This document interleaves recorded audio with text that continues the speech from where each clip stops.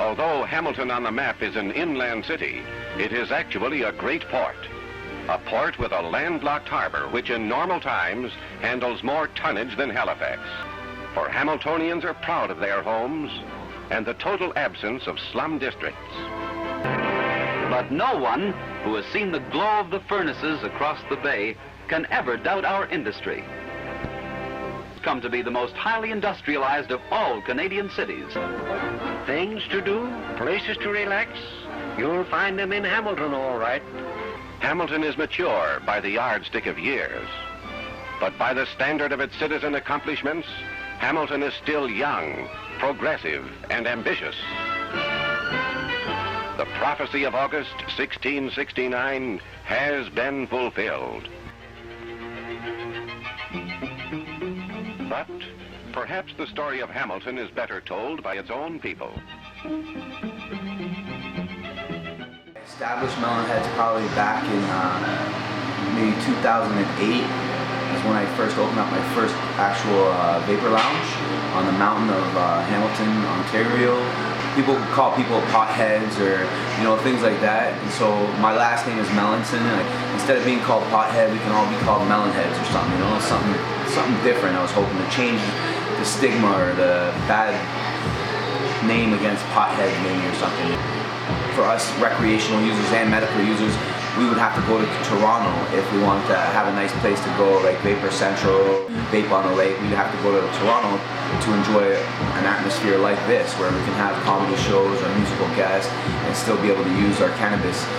Hamilton's a perfect place because, like I said, there's a lot of people that use cannabis in Hamilton, a lot of people that need cannabis in Hamilton. Like I said, it's a perfect place from anywhere between Niagara and Toronto for those people. Like, I've done everything by the books. I went and got licensing. I'm technically licensed as a public call, so I can have comedy shows and everything like that. There is no laws in regard to law books in regards to cannabis indoors. So me as a cannabis user, a medical cannabis user, I have a license and everything like that. I'm not breaking any laws by lighting up a joint here and using my medicine. So this is like my house or my home or my place, and I have a lot of people that I want to come and use it. There's nowhere else that they can do that, so I'm actually giving them a place that I can do that by knowing the laws to a certain extent and walking in a gray line. Why wouldn't I want to spend my money in Hamilton, and support my own local people, like my own local community? And that's what this is all about for me. I like to support local communities throughout Hamilton with everything I do, from the fresh fruit that I buy to help serve people, or the juice that I buy.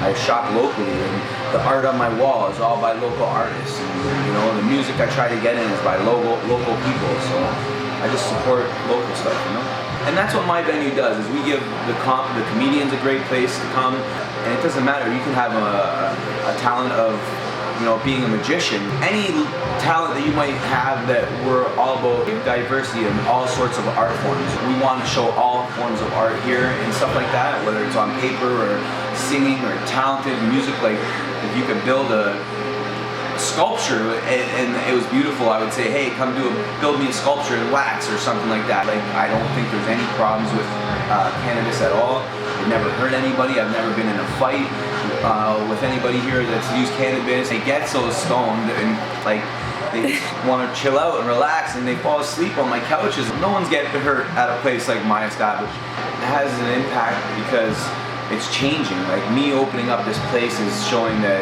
there's a change in the times of acceptance of cannabis.